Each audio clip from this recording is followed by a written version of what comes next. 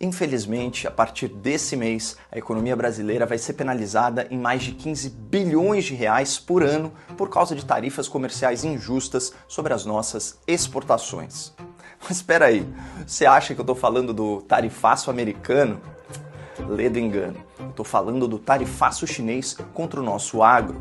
Um absurdo que a esquerda brasileira tenta varrer para debaixo do tapete junto com a sua defesa seletiva da soberania nacional. Bom, caso você não saiba, o Brasil é o maior exportador de carne bovina do planeta. São mais de 3,5 milhões de toneladas por ano que trouxeram só em 2025 mais de 18 bilhões de dólares para o Brasil.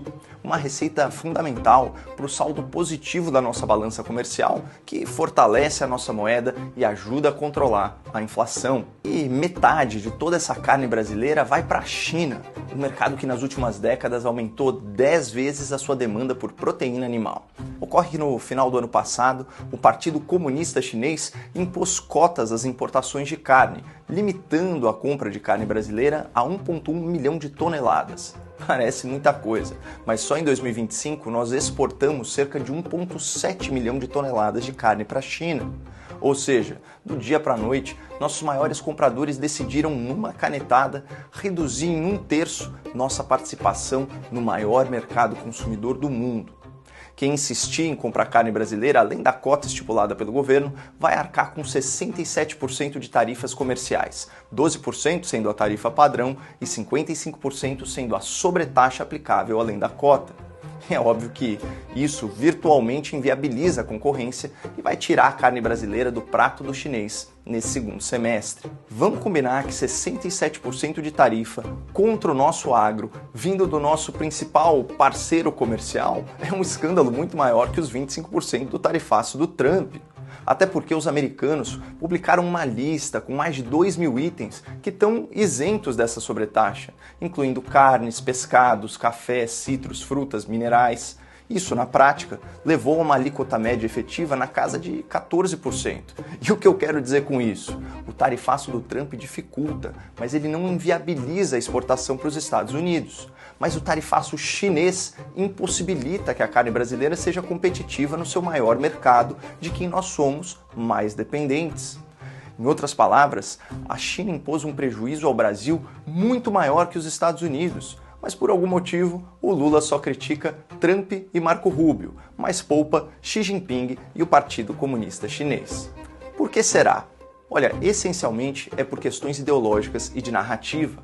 O Lula nunca escondeu que é admirador do líder chinês Mao Tse-tung, o genocida responsável pelo massacre de opositores políticos e pela morte de dezenas de milhões dos seus compatriotas pela fome. Segundo o petista, o ditador chinês lutou por aquilo que achava certo, lutou para transformar alguma coisa. Lula também é um entusiasta do regime autoritário da China, com seu partido único, a repressão à dissidência e a sua censura à população civil.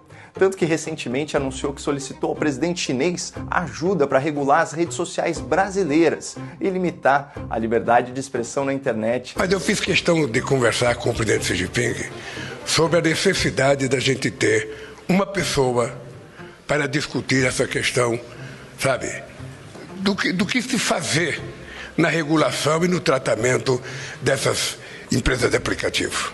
E eu recebi, o Mauro Vieira recebeu uma carta do Xi Jinping que ele ficou de mandar a pessoa para conversar. Quando a pessoa vier conversar, é o Sidônio que vai receber essa pessoa para conversar.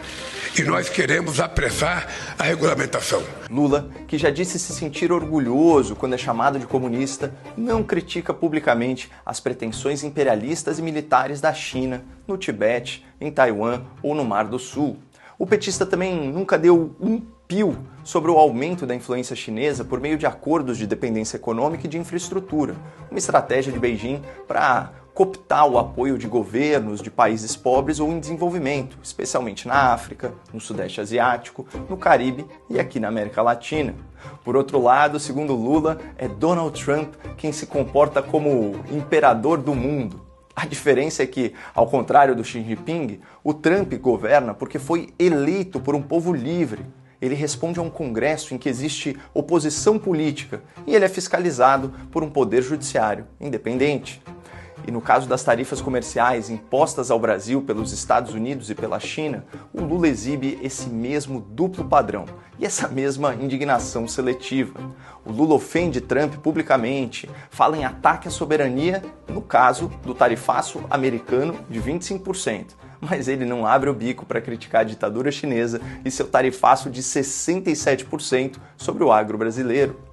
É mais uma evidência clara de que o petista coloca a sua ideologia acima do interesse nacional e confirma o que já disse o secretário de Estado americano. O Lula coloca o seu ego à frente do bem-estar dos brasileiros.